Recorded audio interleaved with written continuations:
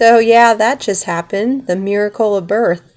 These are our little coturnix quails, and the little baby over there just hatched. These hatched a couple hours ago. And the thing that's really interesting about this is, so when you're hatching quail, you need to, oh, look at them.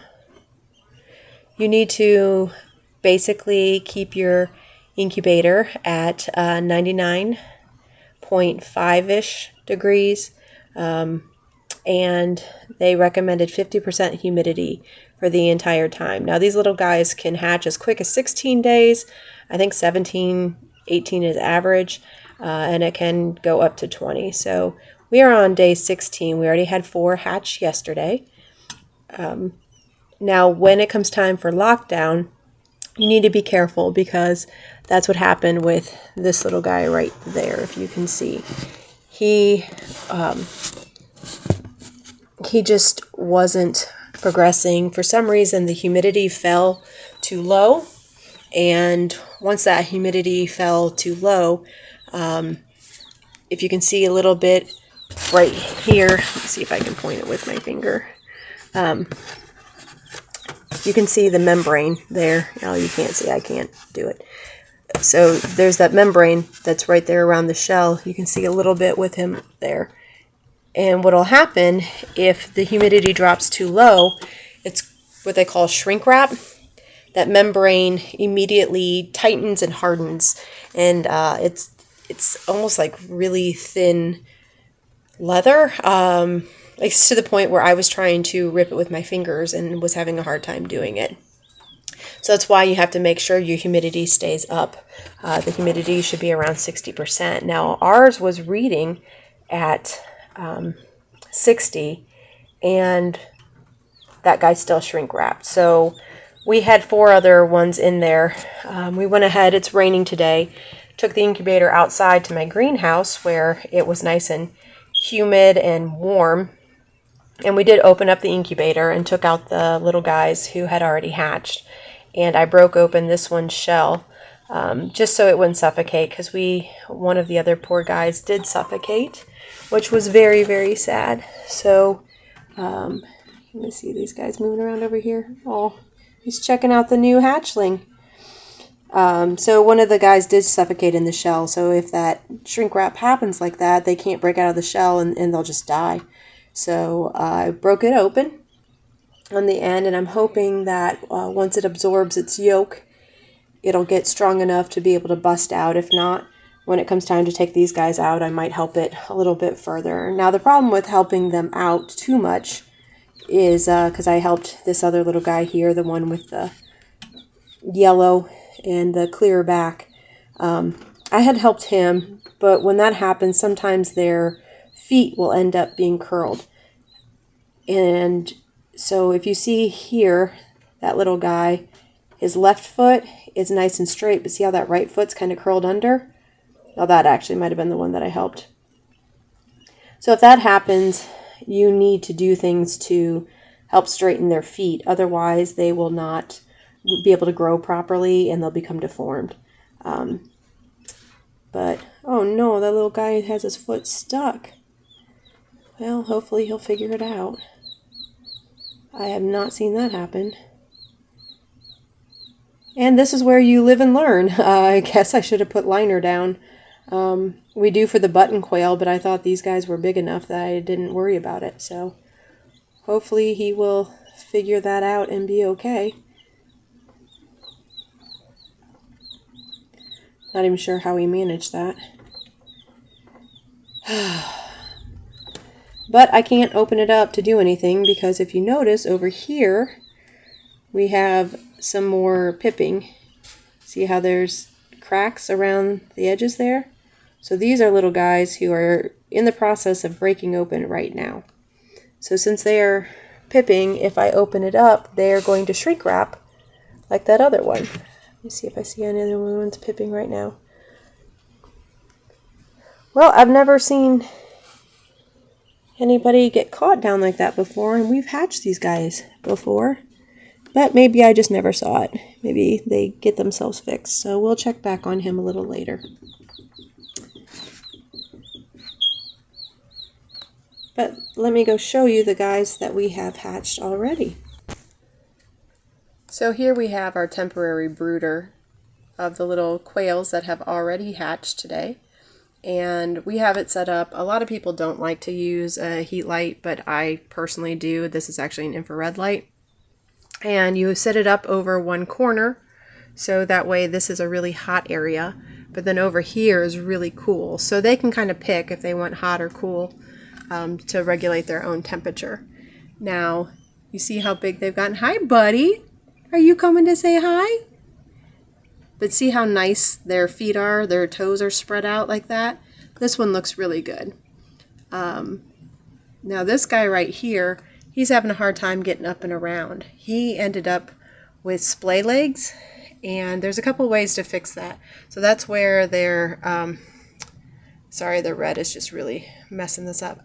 That's where their legs, instead of being under them, are like in a splits. So that's one of the reasons that I put them on a towel. I find that the grip of the towel makes it so that they can build up and they don't get that splay leg. Additionally, you can do a rubber band method, which you can see online, where you take their two little legs and you rubber band from one to the other. And we've done that with little girl hair ties before, and hold their legs together, and within a day it builds strong enough that they'll be able to walk. This guy right here's got good walking going on. Another thing you can do with these little ones, if they have the splay leg, is put them in a shot glass, and because it forces them up, they have to use those muscles, and so they will build up from the splay leg. So my daughter just went to go grab a little shot glass that we have. Now with these guys sometimes too, come here buddy, they're just so little. Their little feet, if you see, there, where are you at, bud? I'm trying to show your toes. Their little toes sometimes curl under, and we have had to before tape them apart, so that way, because you see how they stand, and they're flat on the ground with their toes, and then the heel part's raised up a little bit. So if their foot is deformed or messed up, they're not going to be able to walk correctly on this toe part, and instead it ends up being folded under like this, and then they walk on the knuckle, and then that causes deformities for them, and I'm sure it's painful. But hi buddy, you're just cute. So with these little guys, quail need high protein. So we have feed, and again, this is just a very temporary setup until we get all of them hatched, and then we're going to put them in a bigger brooder, but we just have them here because it's in my living room. That way I can make sure everybody's eating and drinking. This is what we've ended up using for the drinking. This is a water that actually goes on a bird cage, like a parakeet. The little quail are kind of stupid, and they have a tendency to drown themselves. And so I have found that this little bird waterer, we just took off the part that attaches to the cage. So you get one that sits flat on the bottom. Oops, sorry buddies. So that little water gives them the perfect amount to drink out of without, there you go. Yeah, you guys gonna go get you a drink? Without needing to worry about them drowning themselves. And then the food they eat are crumbles. It has to be a higher protein. The highest protein I can get at my local feed store is 24%. So that's what they have here is 24% protein crumbles. Now when we also have button quails, which let me show you them. All right, now here's our little button quail, Ginger. She's a sweetheart, as you can see. She's really tame. Now when they're born, they're about the size of a quarter. Oh, I'm gonna have to put her back before she takes off. So as I was saying, I had to put Ginger away before she likes to fly. Quail don't fly very well. Not right now, sweetie. Quail don't fly very well, so she kind of flies and then goes straight to the ground. It's more of just for an escape because they are naturally ground birds. But so these little guys are bigger, but the button quail when they're born are, I mean, they're seriously the size of a quarter, so they're probably about a third this size. And they're too little to eat this crumble food, so we actually have a dedicated coffee grinder. We need to grind up the food for them. But once we move them to their bigger brooder, after everybody has learned how to drink and eat and everything, we will have a little food dish for them, and everything else. So, all right. So my daughter just brought the little shot glass to put this guy in because I was afraid he wasn't walking real well. So the theory is, and I've never used this method. When we did it before, we used the rubber bands. So, well, he seems like he's walking just fine now. Apparently, he just is a little lazy. So the theory is you put him in the little shot glass like this, and they're forced to stand because he can't lay down, and so that's going to strengthen his leg. But this guy's strong enough that he knocks himself over and gets out. So we're just going to watch him for another day and see. I'm really confident that he's going to end up doing well. So anyway, that is my little primer on basic hatching for coturnix quails. I did forget to mention that you're supposed to turn the eggs at least 3 times a day. 4 is better. And just the important part is maintaining that temperature at 99.5 and the humidity at 50% to start. And then when locked down, it needs to bump up. And like I said, ours was bumped to 60, but it still had that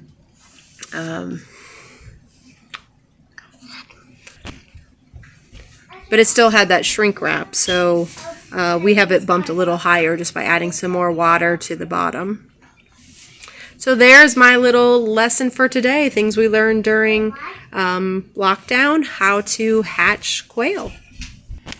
So a little check back here, and sure enough, that guy got his leg out. But I still think next time we're going to end up putting down, they have at the dollar store that shelf liner that's like plastic. Right before lockdown day, we'll go ahead and do that, because 2 days before the eggs are due to be hatched, you go ahead and lock it down, that they call it.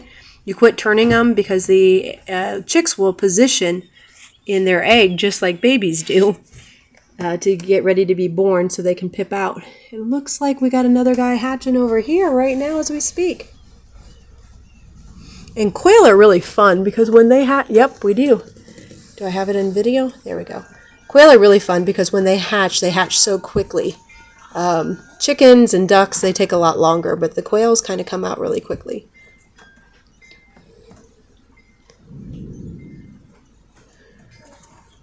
Well, I was going to turn it around and put it on myself to finish, but I think I will just go ahead and let you watch these finish up because they're a lot more interesting than looking at me.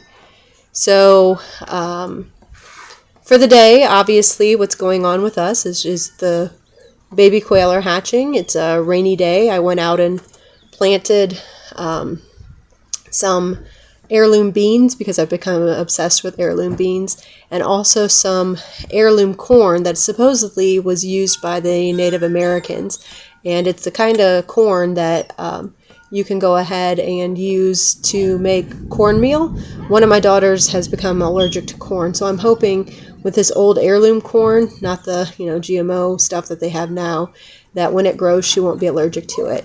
And then on the other side of the house, because corn can't be planted next to each other, it cross-pollinates really easily, and since you're eating the kernels, it'll show up in the actual food because cross-pollination shows up in the seeds. So you're supposed to plant them really far apart, but we just live on a 1/4 acre, so I don't really have far apart.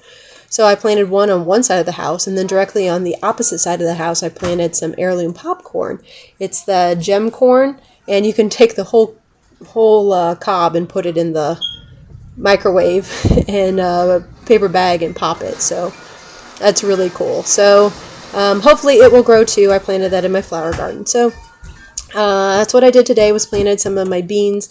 I kept having chipmunks and squirrels and voles or whatever digging up everything, so instead I went ahead and used my incubator, since we're already hatching stuff, and see, hopefully you can see right here. So I put the beans in here, and you can see how they're starting to sprout. So I had them in a paper bag with a paper towel and some damp, and put them in my incubator, and they've already started sprouting. So I'm putting sprouted beans and sprouted corn out instead of just the seeds by themselves, in hopes that the voles and moles and chipmunks and squirrels don't take them. So we'll see how that works. As far as my gratitude for the day, the very first one I am going to send to my grandma. It's my dad's mom. My dad, unfortunately, has already passed away, and so has my grandpa on that side. But that woman is she's an incredible woman. She's in her 90s, still lives at home. She was a national figure in an organization for years. Like, this woman got Christmas cards from presidents. Like, she is just really an incredible, strong lady, and I wish I was even a percentage like she is, because she is just amazing. But anyway, because my anniversary is next week and my birthday's in 2 weeks, and she is always on it, I got my cards, anniversary and birthday card from her already. It came today, so I am going to write a thank you to her for that, and I have already let her know on another occasion how much she means to me, but it won't hurt to reiterate that again. So for today, day 1 of my year of gratitude, thanking Grandma and learning about hatching baby quail. Y'all have a good one. See you tomorrow.